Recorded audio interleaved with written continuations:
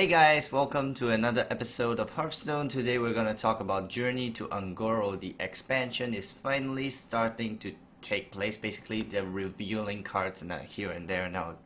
So basically, these are my first impressions of the new cards that have been released, as well as the mechanics that have been released, which is really interesting so far. And hopefully we get it as soon as possible. We know it's coming out in early April. And yeah, I'm sick and tired of looking at Jade Druids, Jade Shamans, and Pirate Warriors all the time, or some Reno decks that just make no sense. So yeah, it does seem like Journey to UNGORO is taking a step to the right direction. However, we really don't know until the the expansion really lands. But these are my impressions of what's going on right now. So first we have our introduction of Journey to UNGORO. Basically this is Hearthstone's 5th expansion and it releases early April. Like I said, it's 135 new cards. Hopefully all these cards have text on them instead of just being some vanilla cards that can essentially just reprints, right? Nobody needs another Worgen Greaser or whatnot. I don't need a hired gun either. Those are not good cards.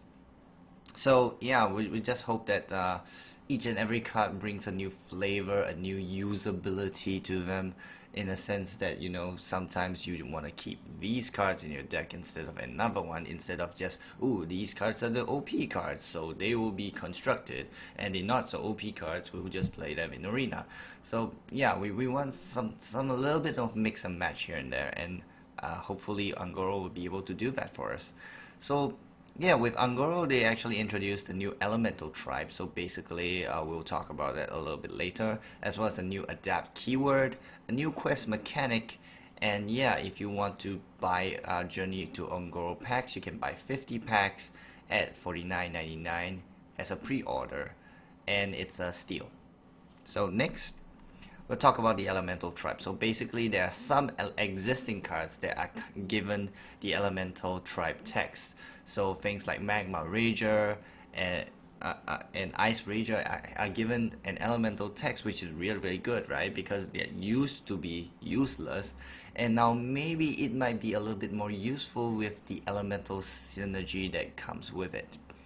However, when you look at the cards that are shown here, there are some cards that have already rotated out, like Ragnaros Firelord and Neptulon. So it may be useful in Wild, but we all know that Wild isn't really a good format to be working with. So yeah, maybe not. Even Anomalous is gone. Ugh. Disgusting. Okay, so next we have the adapt mechanic. Basically, when you play something with adapt, you get free options, and then yeah, so on and so forth. You have all of these options available. Some options are definitely more valuable than others when you compare it with like a spare part mechanic in the GVG, right? So for example, we had like a taunt and +1/+1. Like spare parts would be like a +1 attack and taunt. So some of them really are better, more value than others. However, when push comes to shove, there are some situations that allow you to choose taunt instead of something that increases your say your health or attack, right? So sometimes you just want a taunt because you're almost gonna die and you're just hoping they don't have burn spells, and you want to taunt it up, you want Divine Shield. So yeah, it's pretty good. And most importantly, you might want to have a Poison Spit, given the release of one of the Hunter legendaries that I'll be talking about later, right? So next we have the quest mechanic. The quests are actually 1 mana spells that always appear in your opening hand, right? You can only put one in your deck, as with any legendary spell and legendary card. So you have the option to mulligan your legendary spell away, your quest away, to draw it later. But usually if you want to play quests, you want to play turn 1 and try and, you know, finish the quest to get the reward as soon as possible. So yeah, the only drawback about this is that quests and rewards all cost mana. When you get your reward, it doesn't mean that you automatically play the reward. So sometimes even when you get a good reward, you might not be able to survive the next turn to play it. So there's that. Rewards have to be insane for quests to be worth losing turn 1 tempo and a card. So basically, if you start turn 1 without a coin, you only have 3 cards and one of them is a quest. So you essentially only have 2 cards. Okay, you essentially only have 3 cards in turn 2, and that might not be enough, especially when it's more of a Hearthstone or a tempo-based game, and there's a lot of aggro decks running around, especially now. So hopefully the meta will slow down, well, slow enough so that quests would be viable. Otherwise, I don't think in the current meta quests are good. We obviously haven't seen many of our UNGORO cards yet. They might be slowing the meta down a lot, and then quests would be playable, right? So we'll see. Next, we'll talk about our cards now, and we're going to talk about the first card that was revealed. It was Volcano. So basically, it's a 5 mana Shaman spell. Deal 15 damage, randomly split among all minions. So basically, this is a decent board clear, even against something like a Jade Druid, right? So if you don't have minions on your side of the board and your opponent plays like Jade Golem, a lot of shenanigans, right? All you have to do is, play Volcano, and it's all gone. And it's not even a lot of drawback, right? It's only overload 2, unlike the elemental destruction, which overloads for 5. You might not be able to kill a Jade Golem that's a 6/6 or a 7/7 with elemental destruction. However, with Volcano, you can actually do that, which is really, really good. I think this is a good card because it doesn't, deal damage randomly to faces. It just deals damage to board, and if you're really playing something that's really control based, Volcano is a good card for shamans. So shamans always get good cards, and I really don't know why. And with the introduction of elemental tribes, shamans have access to the most elementals out of all the other classes. So shamans are still going to be strong, I foresee, in this patch. Next, we have the priest quest, which Awaken the Makers. Basically, it's summon 7 Death Rattle minions, and the reward gives you an Amara, Warden of Hope. So Amara is a 5 mana 8/8 taunt. Battle cry, set your hero's health to 40. So basically, you're healing, heal is cheat, and you're also taunting. Taunt is cheat. It's a really, really good legendary card. For 5 mana, the stats are insane. Unfortunately, you have to play 7 Death Rattle minions before this can activate. So more or less, if you play 1 Death Rattle minion a turn, you can only play this like turn 8, which you might already have died at that point against the current meta. Once again, I'm hoping that meta will slow down such that we are able to use quests properly, and then Amara would be pretty good. So I'm still kind of mixed about this card, but if we really slow down the meta, Amara is actually really, really, really good card. So yeah, currently when we rotate out without the UNGORO cards, Death Rattle minions are really few and far between, and none of them are really playable. You only have things like Shifting Shade, Twilight Summoner, all those crappy cards, right? So it's not that good, but if we get good control-based Death Rattles for priests, then this might be a thing. So next card is Verdant Longneck. It's a 5 mana 5/4 beast. It's a druid card, and it has Battle Cry Adapt. So Adapt, like I showed earlier, there are a whole bunch of options available. Obviously, you only get to choose from 3 of them. But because there's no more Brand Bronzebeard, you can only adapt once, right? So adapt is very situational. Set line for Verdant Longneck is fine. However, it might not be playable for druids because Jade druids are just way too good, right? Why would you want to play a 5 mana 5/4 adapt when you can just, and then it just grows and grows and grows, and it's just disgusting how Jade druids can just keep doing that and don't even need skill, right? So, but Verdant Longneck is definitely a decent arena card if you see it and you don't really have much of a choice. you can pick it. It gives you a lot of options, Divine, Shield, Poisonous, all of them are really good stuff, right? So yeah, pretty good. Next we have the Mage Legendary Pyros. It's a 2 mana 2/2. Death Rattle, return this to your hand as a 6/6 that costs 6. So on first glance, I don't think Pyros is a good card. It's like Reincarnation. Basically, it's like Skeleton Knight or Malorn, right? When it dies, it comes back. It dies, it comes back. It may seem good at first, but it's actually not. It's slow, and for a 2 mana 2/2 with the stat line is just not good enough, right? Usually if you play a 2 mana, you want it to be at least a free 2 so that you can contest the free health minions. But 2 mana 2/2, not so good, I guess. And yeah, it requires, I think it requires the elemental synergy for Pyros to be good. Like for example, if some card that increases the elemental's stat line by +1/+1, for example, in conjunction with Pyros, then Pyros becomes, say, a 2 mana 3/3. It might be a little bit better because the stat line has increased in that sense.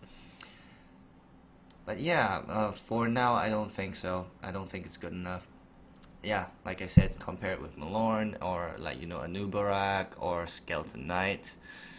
Yeah, you don't really see people playing Anubarak as well, so yeah, we have our Pyros Incarnations. Basically, it comes back as a 6 mana 6/6. Therefore, I'll return this to your hand as a 10/10 that costs 10 mana. And once you reach the 10 mana 10/10, it's done, right? It doesn't die and resurrect into a 10 mana 30/30. Unfortunate, but a 10 mana 10/10 is usually not that playable. Right? You want to do more. You want to do more stuff with your 10 mana, like, you know, Pyroblast your opponent's face instead of playing a 10 mana that does nothing on the board and could be killed by Death, BGH, you know, all of the shenanigans, or just a random J Golem. So yeah. Next we have Arcanologist. Basically, it's a 2 mana 2/3. Battlecry, draw a secret from your deck. So basically it's a mage card and it's really, really good. Of course, it's still not as good as, say, Mad Scientist, right? It's a weaker one because you draw the secret instead of playing it randomly after death, right? But that doesn't matter if you have things like your Cabal Lackey or your Medee's Valet. It really encourages the synergy between secrets and mage minions per se. So it's really very good. You're tutoring cards instead of just drawing cards. I mean, a 2 mana 1/1 draw card is still played, right? Novice Engineer. And now it's a 2 mana 2/3 and draw a card, specific card. It's really, really strong. And yeah, even if you're not playing like a mage with a whole lot of secrets, it's even better, right? You know what kind of secrets you're drawing if you play, say, 1 secret or 2 secrets. Unfortunately, Iceland's has been rotated out of standard, so Freeze Mage might not be as viable as before. However, if you're playing Secret Mage and trying to gain some kind of tempo on the board, definitely Arcanologist might be good for you. Yep. So yeah, it seems pretty good right now. Next, we have our priest card, Crystalline Oracle. It's a 1 mana 1/1 draw card. Basically, you're drawing a card from your opponent's deck and add it to your hand.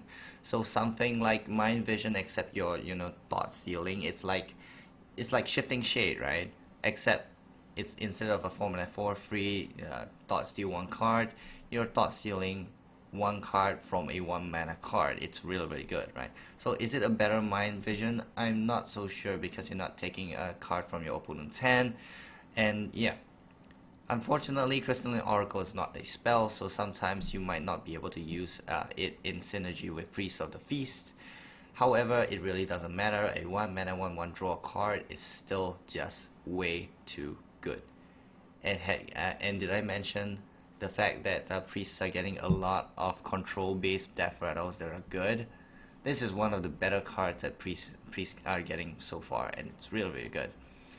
Next, we have Paladin card, a Paladin 8 mana spell, Dinosize. Set a minion's attack and health to 10. So it's a 8 mana 10/10 if you have a minion on the board. right? It's really useful. And when you play against a paladin, if you allow a paladin to reach like turn 8, you really don't want to let paladins have anything on the board at all, which is highly impossible because paladins have a lot of divine shield minions, right? How are you going to destroy a divine shield minion? You have to like trade it twice, or have some hard removal, or even silence, right? If you silence something, it doesn't matter, it becomes a 10/10 anyway, and it's really strong. So I really like this card, and even without a board, a paladin can have a 10 mana 10/10 really quickly. So yeah, the only downside about this is definitely because it's a minion base. It's not really like a Pyroblast that can go face. It can be countered by taunts, so it might not be as good as a Pyroblast, but it's effectively the same thing, right? Though your minions can be silenced. That's another thing altogether. Yeah. So now, the next card is a really strong card. It's Elise the Trailblazer. It's a 5 mana 5/5, so it's a low fab stat line, right? And basically, you Battlecry shuffle a sealed UNGORO pack into your deck. What's a sealed UNGORO pack? It's something like this. It's a 2 mana spell that adds 5 journey to UNGORO cards to your hand.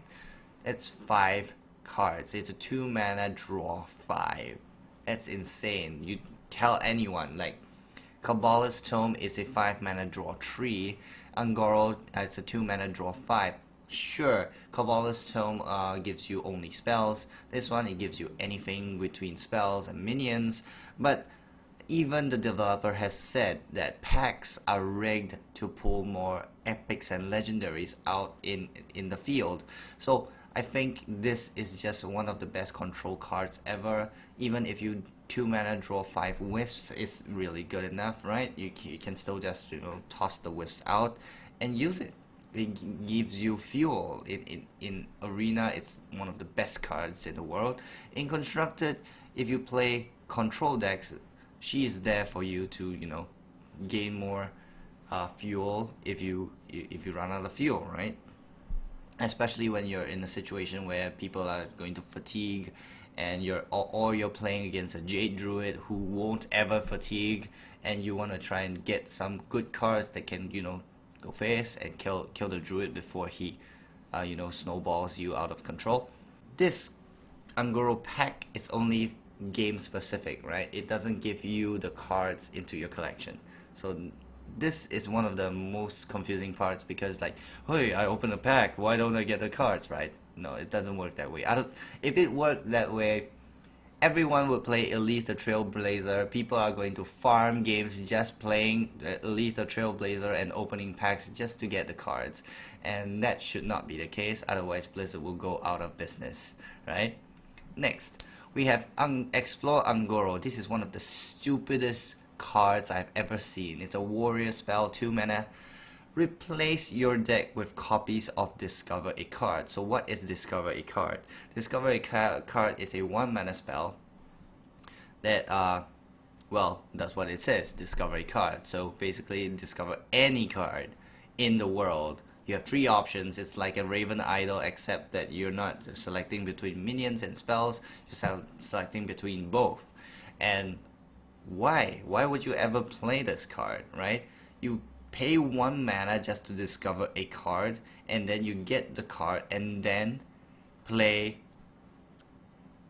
you play the card at the full cost. What? You're paying you're already paying 2 extra mana to sort all your cards, and then you pay 1 extra mana to get a card, and then you can play the card that you don't even know what's gonna come out. Why would you do that, right? It may look like it's a new Golden Monkey or a Renounced Darkness, but it's really not. Like, Renounced Darkness actually reduces your card costs by 1 less, and it only replaces your Hero Power and Warlock cards, right? For this, it replaces everything in your deck. Not your hand, but your deck. It's still already really bad. So the only way to get good value out of Explore UNGORO is to play it late in the game. Like, you have a few cards left, and you feel like, you know, you don't have enough fuel to like destroy your opponent. Like, the cards you have in your deck is just not good enough. You can try Explore UNGORO, but it's really not necessary. Like, our control warriors going to be a thing. We have Justicar Trueheart already rotating out of standard. Yeah, what do warriors have left other than Pirate Warrior, right?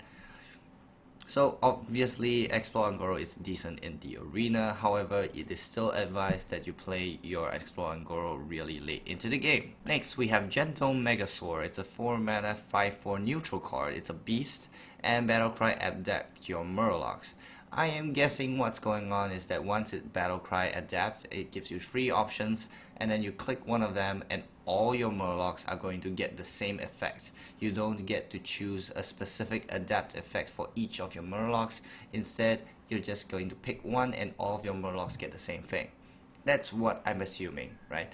So there is some possible Murloc synergy there, right? You can even, you know, put Finjar first, and then the next turn you play Gentle Megasaur, and then when your Finjar attacks, your Murlocs come out, and then you can just, you know, adapt it out, right? It's good in that sense. Like, you can have a wall of taunts, or you can have a wall of, like, you know, stealthed minions. You can even make them all poisonous. Oh my god, can you imagine the value of all poisonous? And you have a blue guild that's poisonous with charge? That's insane. That's just insane, right? So that's one of the options available.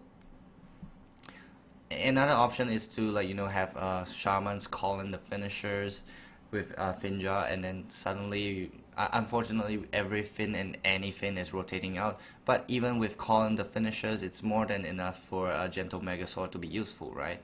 4 1/1 Murlocs with poisonous effect is really strong. 4 1/1 Murlocs with taunt, 4 1/1 Murlocs that has their stats boosted up. Plus, if you add a war leader, suddenly your Murlocs become really strong, and it's really good. It's insane. It's good, right? So there is some possible Murloc synergy there. I'm expecting some kind of Murloc deck that will come out of this card, and it's really good. You combo with Finjar, it's really just very good. So next we have Golakka Crawler. It's a 2 mana 2/3 neutral minion. It's a beast, and Battlecry destroy a pirate and gain +1/+1.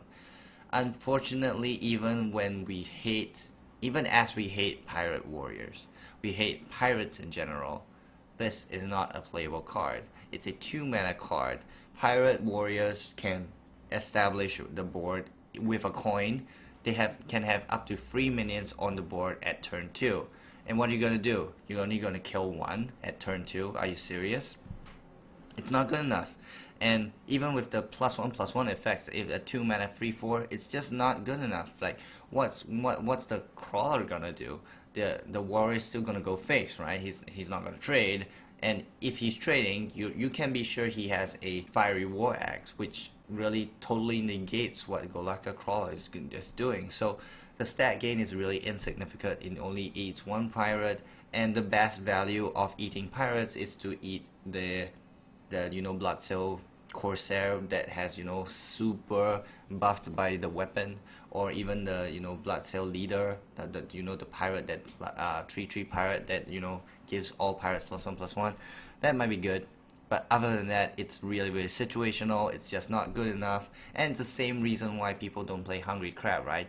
Do you really face a lot of Murloc decks? Sure, you definitely see some paladins running around, but that doesn't mean that you tech in a Hungry Crab in your deck just to make sure you can get rid of that, right? It really doesn't make sense. So Golakka Crawler is Blizzard's way of saying, oh, we screwed up with pirates, so here's a card that, you know, you can't really use. It's not a good card. Next, yeah, we have Hungry Crab. Next we have Lakkari Felhound. It's a taunt is cheat minion. Basically, it's a 4 mana 3/8 warlock card. Battlecry, discard 2 random cards. So it's when you're discarding cards, it's usually a bad thing, right? But as we've seen in the previous expansions, we have cards that actually encourage discarding, which is like our Malkazar's Imp that draws cards when you discard cards. We have our Silverware Golem that does that summons itself when you discard it. And unfortunately, our Fist of Jaraxxus is rotating out of standard. It was a grand tournament card, so we don't have Fist anymore. doesn't matter. With Malkazar's Imp, Lakkari Felhound is just way too good to be to not play, and it stalls out, right? Like it protects your strong minions, like your well maybe the is also rotating out, but you understand what I mean. Warlocks usually have strong cards that discard cards, or just strong cards in general. The only drawback about that I can think of is that you might sometimes just discard good cards, right? But it's pretty much still the same, especially with the Lakkari Sacrifice, which is a decent quest. Basically you discard 6 cards and you get a Nether Portal. So really Disco Zoo locks are going to be in the meta. Decent quest, decent reward, portal cannot be destroyed, targeted, it takes a minion slot, and it summons 2 Nether Imps every end of your turn, which is pretty good. So yeah, definitely you want to keep Lakkari Sacrifice in your hand. You don't want to mulligan it away, especially since you're playing Disco Zoolock. You don't have large minions to keep anyway. The only problem about this is that you can't play Malkazar's Imp with this quest without a coin, right? If you have a coin, you can play this as well as Malkazar's Imp, and then you can try to start discarding your cards later on. However, if you're just playing this alone, it's really not good enough, right? If you're starting without a coin, you only have 2 cards left, and what are you going to discard, right? And if you don't have Malkazar's Imp in your starting hand, and then it's like, what are you going to do? So yeah, you definitely want to play this early, try to discard as much as possible, early as possible. However, if you don't have enough cards to discard, then you can't summon the portal, which is really weird as well, right? If you discard cards that discard cards, then what are you gonna do? It's risky, definitely. Disco Lock is risky. If there's a legendary that can come for Warlock that I think is useful, is to be something like when you discard a card, you can choose which card you discard, right? And it doesn't have to be a strong minion. It can be something that has 1 health, for example, but it gives you the option of choice, right? You can choose whatever you want to discard. It makes Disco Lock a lot better. It will.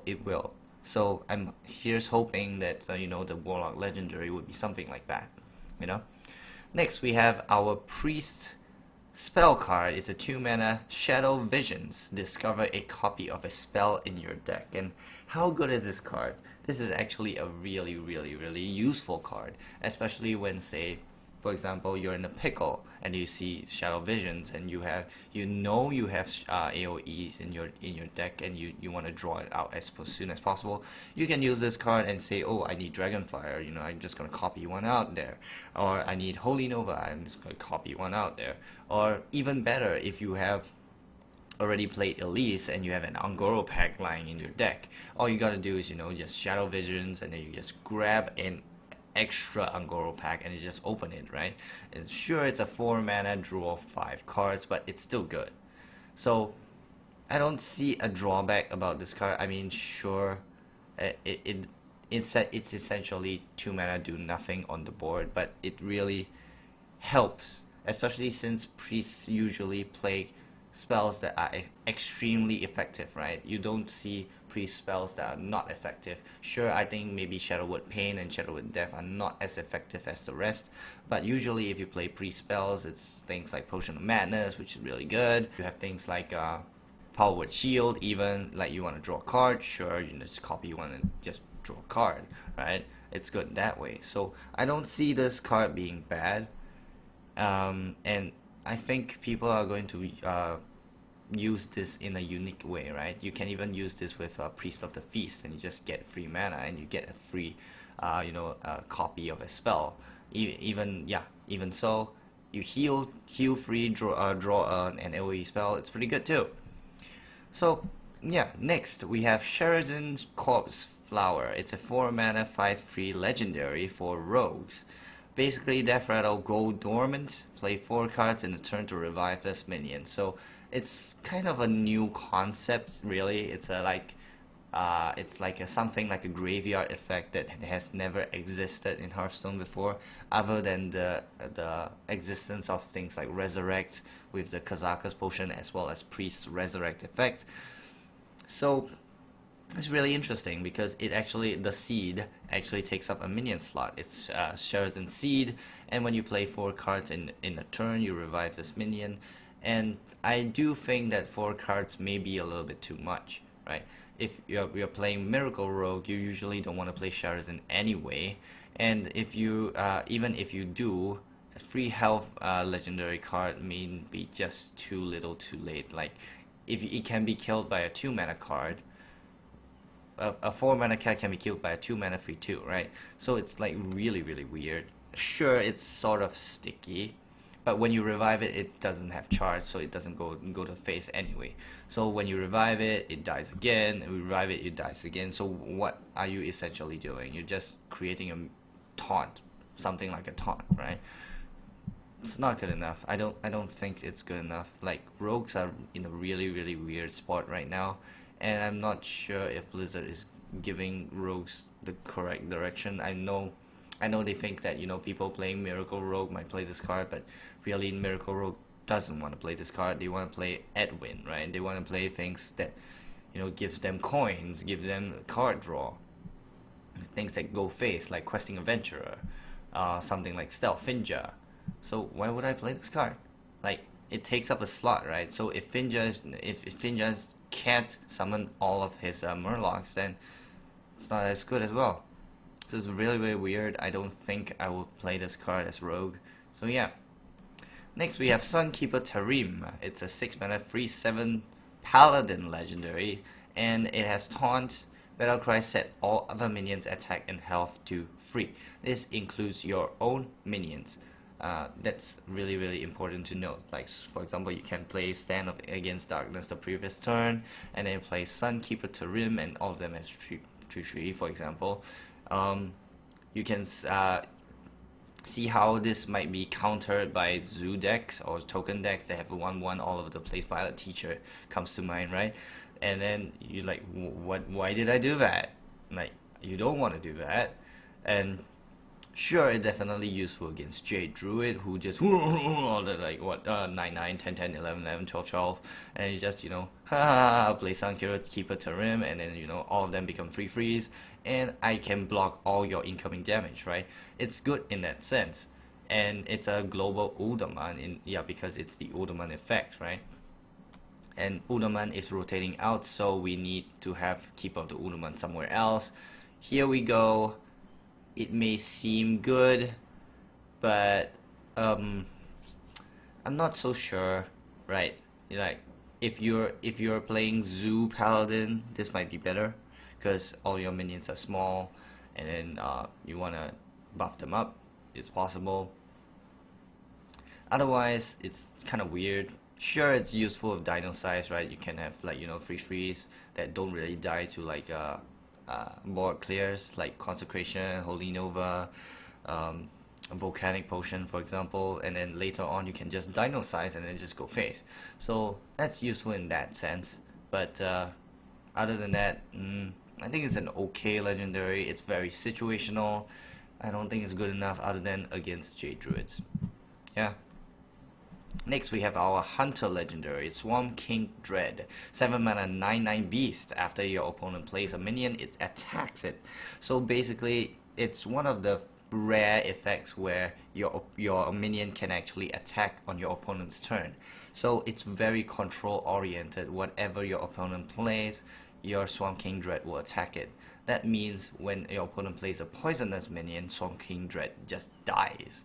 Your opponent plays a Divine Shield minion, he attacks it and he takes damage, and your the opponent minion does not, at the cost of Divine Shield, of course.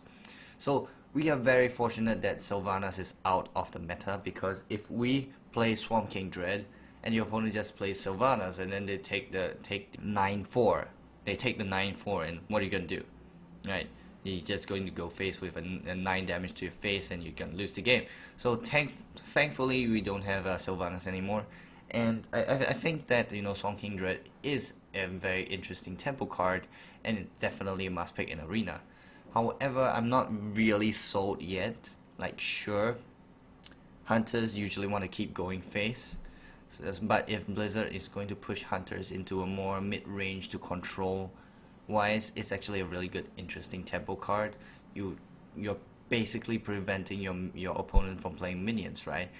Or you're just forcing your opponents to play minions in order to trade into King Dred, and in that sense, your opponent is losing tempo while you are still gaining tempo.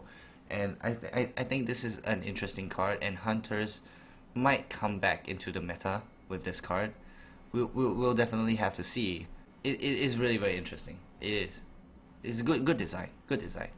Next we have Tar Creeper. It's a 3 mana 1/5 Amgam Rager, but it's better because it has taunt, and it's even better because it has +2 attack during your opponent's turn. So basically it's a 3 mana 3/5 on your opponent's turn, but on your turn it's just a 1/5. It's a really good defensive card, right? I believe Amaz has talked about this kind of card before, and it's good in the sense that, you know, aggro decks cannot really play this, because when they play this it's a 1/5. However, when you're playing control based deck, you place Tar Creeper in, and then it becomes a 3/5. If there's elemental synergy, it can even grow into a 4/6 or even something even bigger, and it's insane against like Pirate Warriors, right? Who likes to go face all the time. They're like, nope, you have to hit this, you have to hit this, you have to hit this, and it's insane because you deal 3 damage instead of just 1. So it's a good card. Gets rid of a lot of the pirates. Yeah, it's good. So yeah, we have Amgam Rager. Next we have Tortollan Shellraiser. It's another priest card, 4 mana 2/6 minion, taunt. Death Rattle, give a friendly minion +1/+1. We've had 4 mana 2/6 taunts before. Warlock, it's a warrior card, right? And it was good enough with the Enrage, right? For this one, it's not an Enrage, it's a Death Rattle +1/+1. I think it's good enough. It's essentially a 4 mana 3/7, and it helps with the quest as well, right? It's a quest synergy, so that you can get your Amara faster. And it's really good stat line, it's usable in constructed, and in Arena it's just simply nutballs. It's just way too good, right? It's not exactly up there, say with the You Wish to Live Forever, but it's pretty close. So yeah, from all these cards that I talked about today, I feel like UNGORO has been releasing way more taunts than ever before, and I think that's a good thing, that they really want to try and slow down the meta by introducing taunts, you know, taunt here, taunt there, so that, you know, you can't go face all the time, right? You want to go face, you gotta hit the taunts, you gotta hit the taunts. You killed this taunt, well, here's another taunt for you, and here's another taunt, right? So I think that like Black Knight is going to make a comeback for sure, because so many taunts are going to be very prevalent in the meta, and Black Knight is something that can help get rid of them, right? They may not be big taunts, but taunts are sometimes just way too annoying to deal with, and you just want to get rid of them immediately. Black Knight is there for that. Silencers might also have more of an effect in UNGORO as well. They are seeing as this, you know, you still want to get rid of taunts, right? Sometimes, you know, one Black Knight's not enough, and you know, if you have lethal on the board and your opponent suddenly plays taunt, silencers are there to save the day as well. So yeah, taunts and silencers, you want to see more of them. You're gonna see more of them, and yeah, it seems like the priest cards are really good as well. Death Rattles, like I had expected in my article. I felt like, you know, if the quest was like, you know, you need to play like so many Death Rattles, then the Death Rattles must be good, right? Death Rattle for priests have to be like, you know, control based, so in such a way that priests can, you know, play its unique control style. So yeah, the priest cards, I'm really impressed so far. I hope to be continuously impressed with the priest cards. And yeah, shamans, yeah, like I said earlier, they have elemental synergy and will continue to be strong. How strong, we still don't know. Volcano is already a really good card. We haven't seen any more shaman cards yet, so we don't know. However, yeah, it just seems like shamans are still gonna be strong. Yeah, so Explore UNGORO is a really stupid card, that's for sure. and I'm just looking forward to see more quests and interesting legendaries from UNGORO. I think we're missing the what else? The priest legendaries, the warlock legendary, which I'm really excited about. If it's what I said it was, then it's really good, right? So yeah, I'm really excited, and I hope you guys are excited as well. And I'll see you guys in the next one. Bye bye.